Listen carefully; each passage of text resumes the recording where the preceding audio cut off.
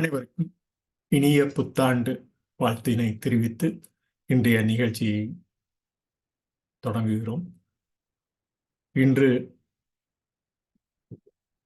18 லட்சம் ஆண்டுகளுக்கு முன்பு மனித அறிவுசார் நிலைக்குழு, அது ஹோமோ எரெக்டஸ் என்று சொல்லக்கூடிய அந்த மனித அறிவுசார் நிலைக்குழு ஆப்பிரிக்காவிலிருந்து பிரிந்து எவ்வாறு யுரேசிய கண்டத்திற்கு, யுரேசிய அந்த பகுதிக்கு சென்றது என்பதனை காண உள்ளோம். இந்த 18 லட்சம் ஆண்டுகளுக்கு முன்பு நாம் இன்று காண்பது கிட்டத்தட்ட தொடர் நிகழ்ச்சியாக இந்த பகுதி நாம் கிட்டத்தட்ட 1380 கோடி ஆண்டுகளிலிருந்து இந்த 18 லட்சம் ஆண்டுகள் வரை தொடர்ந்து இந்த பதிவினை மேற்கொள்கிறோம். அதற்கு முன்பு நடந்த ஒவ்வொரு பகுதியும், இந்த பகுதியெல்லாம் சவுத்தாம்ப்டன் பல்கலைக்கழக குறிப்பிலிருந்து மேலும் விரிவாக்கம் செய்யப்பட்டு ஒரு சிறு குறிப்பாக தங்களிடம் தமிழ் மொழியில் பகிர்ந்து கொள்வதற்குண்டான ஒரு அடித்தளமாக கருதி இந்த தொடர் நிகழ்ச்சியை மேற்கொள்கிறோம். கடந்த 2-3 ஆண்டுகளாக 1380 கோடி ஆண்டுகளிலிருந்து கிட்டத்தட்ட இன்று 18 லட்சம் ஆண்டுகளுக்கு முன்பு நடந்த அந்த ஒரு சிறு குறிப்பினை எடுத்து தமிழ் மொழியில் எவ்வாறு இதனை பகிர்ந்து கொள்ளலாம் என்ற அந்த பதிவினை இந்த பகுதியில் மேற்கொள்கிறோம். அறிவுசார் நிலைக்குழு என்ற அந்த ஒரு நிலைக்குழு தான் ஆப்பிரிக்காவிலிருந்து பிரிந்து பின்னர் இந்த லெவன்டன் என்ற அந்த பகுதி, லெவன்டன் என்று அந்த ஒரு பகுதி நிலையிலிருந்து ஆப்பிரிக்காவிலிருந்து கொம்பு வழியாக, ஆப்பிரிக்காவிலிருந்து படைப்படத்தில் பார்க்கும்போது தெரியும், கொம்பு வழியாக யுரேசியாவிற்கு எவ்வாறு இடம்பெயர்ந்துள்ளது என்பதனை ஒரு சிறு பதிவாக தங்களிடம் பகிர்ந்து கொள்ள உள்ளோம். இந்த பதிவு கிட்டத்தட்ட அந்த லெவன்ட் என்று சொல்லக்கூடிய உயர்மட்ட பகுதி ஒவ்வொரு அடித்தட்டு, புவி அடித்தட்டு மேலும் விரிவடைந்து அவை ஒரு சிறிது சிறிதாக நகர்ந்து அவற்றை நகர்வு மூலம் எவ்வாறு ஒவ்வொரு அந்த நிகழ்வுகள், அடித்தட்டு நிகழ்வுகள், புவி அடித்தட்டு நிகழ்வுகள் நாம் இங்கு வாழும் இன்றைய காலகட்டத்தில் மேலோட்டமாக அது சமமாக இருந்த போதிலும் அடித்தட்டில் நகரக்கூடிய அந்த சிறு சிறு நகர்வுகள் கடந்த 20 லட்சம் ஆண்டுகளுக்கு முன்பு உள்ள அந்த கருவி மூலம் எவ்வாறு நகர்கிறது என்பதனை காண்போம். இந்த நகர்வு நிலையெல்லாம் தொடர்நிலையாக நமக்கு நிலை கொள்வதும் இந்த சிறு சிறு பகுதியாக அடித்தட்டு நகரும் சூழல் இவ்வாறு ஒரு கண்டமாக இருந்தவை பிரிந்து ஆப்பிரிக்காவிலிருந்து பிரிந்து ஆஸ்திரேலியா போன்ற பல பகுதிகள் தொடர்ந்து இந்த பிரிவிற்குண்டான ஒரு காலம் என்று கூறலாம். இவை இந்த 18 லட்சம் ஆண்டுகளுக்கு முன்பு அறிவுசார் நிலைக்குழு ஹோமோ எரெக்டஸ் என்று ஒவ்வொரு பகுதியாக பிரிந்த அந்த ஒரு மனித இனமாக கிட்டத்தட்ட இந்த தோன்றுவதற்குண்டான, தற்கால மனித இனமாக தோன்றுவதற்குண்டான ஒரு அடிப்படை கருத்தாக்கமாக அந்த நிமிர்ந்து நின்று அறிவுசார் நிலையினை அடையக்கூடிய ஒரு பகுதி என்று வகுத்துள்ளனர். இந்த காலகட்டத்தில் இவை இவ்வாறுதான் நிகழ்ந்திருக்கிறதுக்கு என்றதற்கு உண்டான அடிப்படை கூறு இந்த படத்தின் மூலம் நாம் தொடர்ந்து பதிவது. இந்த அடித்தட்டு நகர்வு சூழல், இந்த கடல் மட்ட அதிகரிப்பு, மேற்சுழற்சி, கீழ் சுழற்சி, மேல் சுழற்சி எவ்வாறு நாம் கண்கூடாக பார்க்கும் அதே நிலை புவி அடித்தட்டிலும் நிகழ்வதற்குண்டான நிகழ்வு நாம் மேல் தட்டில் இருப்பதனால் நமக்கு காண முடியாத சூழல். இவற்றை ஆதாரமாக கொண்டு சமீப காலத்தில் இந்த எவ்வாறு இந்த ஆப்பிரிக்கா கண்டத்திலிருந்து லெவன்டன் தாழ்வாரம் ஆப்பிரிக்காவின் கொம்பு வழியாக யுரேசியாவிற்கு இடம்பெயர்ந்துள்ளது. இவ்வாறு இந்த லெவன்ட் என்ற அந்த பகுதி இன்றும் நாம் காணக்கூடிய வரலாற்று ரீதியாக கிழக்கு மத்திய தரைக்கடல், இஸ்ரேல் போன்ற பல்வேறு மத்திய தரைக்கடல் நாடுகள் வடகிழக்கு சீனாவில் எவ்வாறு தொடர்பு ஏற்படுத்துகிறது என்பதற்குண்டான ஒரு அடித்தட்டு சஹாரா குழாய் விசை என்று கருதுகோளாக கருதி ஒரு சஹாரா விசைக்குழை கோட்பாடு என்ற அந்த கோட்பாடின் இன்று இஸ்ரேல், ஜோர்டான், லெபனான், சிரியா மற்றும் சில அடிப்படை பகுதிகள் எவ்வாறு தொடர்புடன் இந்த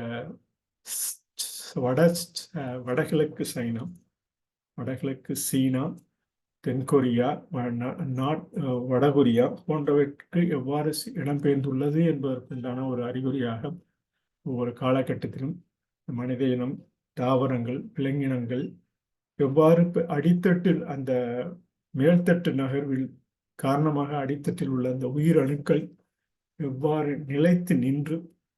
ஒவ்வொரு பகுதிக்கும் அந்த உயிரணுக்கள் தாவரங்களாக, விலங்கினங்களாக அடித்தட்டில் மேலோட்டமாக கருதக்கூடிய அந்த லெவன்ட் என்ற பகுதியில் மூலம் மேல்தட்டில் நகர்வதற்குண்டான அந்த சூழலும் இருந்துள்ளது என்பதனை நாம் இந்த பதிவினில் மேற்கொள்ளும். இந்த லெவன்ட் என்ற பகுதியில் தாவரங்கள் மற்றும் விலங்கினங்கள் இவை இவ்வாறுதான் நகர்ந்து இருக்கிறது என்பதற்குண்டான இந்த வடசீனா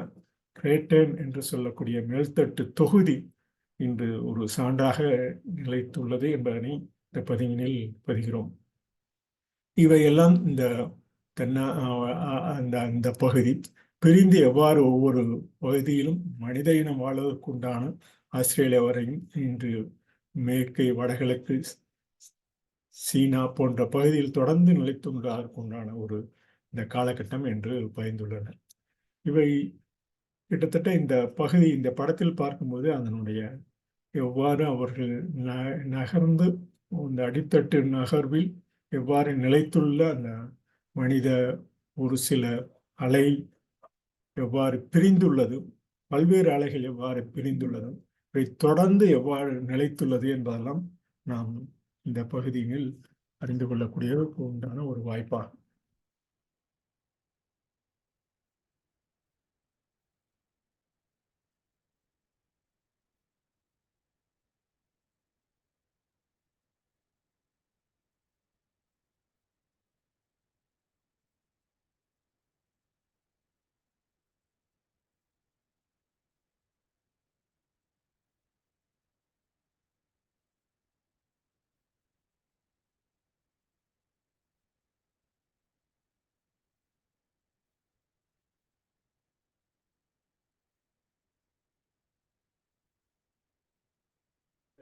இந்த புவி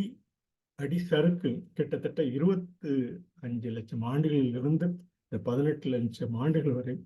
புவியடி சறுக்கு மூலம் கற்களை பேழையாக கொண்ட போலியோ, புரோட்டோ, ஸ்லோயிக் என்று அந்த சொல்லக்கூடிய வடசீனா அந்த மேல்தட்டு தொகுதி, மேலோட்ட தொகுதி மேலோட்டமாக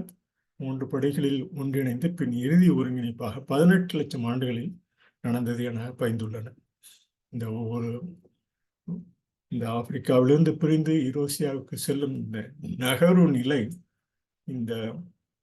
நீல நிலக்கோடு ஒரே வேகத்திலும் ஒரே அலை வேகத்திலும் இந்த பலவிதமான அலைக்கோடுகள் கீழ்த்தட்டிலும் மேலோட்ட தொகுதியாக எவ்வாறு நகர்ந்துள்ளது என்பதற்குண்டான ஒரு சான்றாக பகிர்ந்துள்ளனர். இவை ஒவ்வொரு காலகட்டத்திலும் நிகழ்ந்ததற்குண்டான ஒரு அடித்தட்டாக இந்த படத்திலும் விரிவாக்கம் பெற்றுள்ளனர் என்பதனை இந்த பதிவில் மேற்கொள்கிறோம். இந்த வடசீனா குரோட்டனில் அந்த உரோஜோனில் என்ற அந்த உருமாற்ற வயதிகளின் உருமாற்ற அந்த அகவையின் படி உருவாக்க செயல்முறை அடிப்படையில் இன்று நாம் ஒரு தீர்மானமாக கூறலாம் என பயந்துள்ளோம். வடசீனா குரோட்டன் என்ற மேலோட்ட தொகுதி பூமியின் மிகவும் முழுமையான மற்றும் சிக்கலான பதிவில் ஒன்றி பற்ற வைத்து உருவமாற்ற செயல்முறைகள் எவ்வாறு தொடர்ந்து நிலை பெற்றுள்ளன என்பதற்குண்டான இந்த மங்கோலியா, மஞ்சள் கடல், வடகொரியாவில் அமைந்துள்ள அந்த அடிப்படை ஆதார கூற்றுகளின் உள்ளது என்பதனை டிமோதி மைக்கேல் என்ற புவியடி சறுக்கு ஆய்வாளர் நிலைக்கண்ட பகுதி ஒரு நிலையமாகவும் மிதந்தும் திடமான கண்டத்தின் ஒரு பகுதியாகவும் என குறிப்பிடுகிறார். இந்த பகுதியினை 18 லட்சம் ஆண்டுகளுக்கு முன்பாக இவ்வாறு இந்த வடசீனா மேலோட்ட தொகுதி அமைப்பு எவ்வாறு நிலைத்து வடகிழக்கு சீனா, மங்கோலியா, மஞ்சள் கடல் இவை எவ்வாறு ஆப்பிரிக்கா கண்டத்திலிருந்து பிரிந்தது என்பதற்குண்டான ஒரு அடிப்படை ஆதாரமாக கருதி 18 லட்சம் ஆண்டுகளுக்கு முன்பு மனித இனமும் இந்த பருவமடைதலை, ஆண் பெண் பருவமடைதலை மூதாட்டிகள் அறிந்து கொண்ட காலம் என பயந்துள்ளனர். 18 லட்சம் ஆண்டுகளுக்கு முன்பு பல்வேறு மனித உருவம், அந்த காலகட்டத்தின் மனித உருவம் ஆண் பெண் பருவமடைதலை இந்த 13 வயது முதல் 18 வயது என்று நாம் தீர்மானிக்கக்கூடிய இந்த காலகட்டத்திலும் அந்த இந்த காலகட்டத்தில் பருவம் ஆண் பெண் இருப்பாளர்கள் பருவம் அடைந்து இந்த முதுநிலை பெறும் அந்த நிலையெல்லாம் மூதாட்டிகள் கணித்து பகிர்ந்துள்ளனர் என்பதனை பதிந்து இந்த 18 லட்சம் ஆண்டுகளுக்கு முன்பு லெமன் பகுதியில் எவ்வாறு சஹாரா அந்த குழு சஹாரா நிலைக்குழு இன்று காணப்படும் இந்த சஹாரா பாலைவன மேலோட்ட தொகுதி எவ்வாறு உள்ளதும் அவை எவ்வாறு அந்த அடித்தட்டு நகர்வில் பல்வேறு தாவரங்கள் அடித்தட்டு நகரும் அந்த புவியடு சேர்க்கும் இந்த சீனாவில் உள்ள மேலோட்ட தொகுதி எவ்வாறு பொருந்துகிறது என்பதனை இந்த 18 லட்சம் ஆண்டுகளில் குறிப்பிட்டுள்ளனர் என்பதை கூறி மீண்டும் இந்த 2024 ஆண்டு புத்தாண்டு தினத்தையும் வரவேற்று தங்களிடம் இருந்து இந்த பதிவினை நிறைவு செய்கிறோம். நன்றி, வணக்கம்.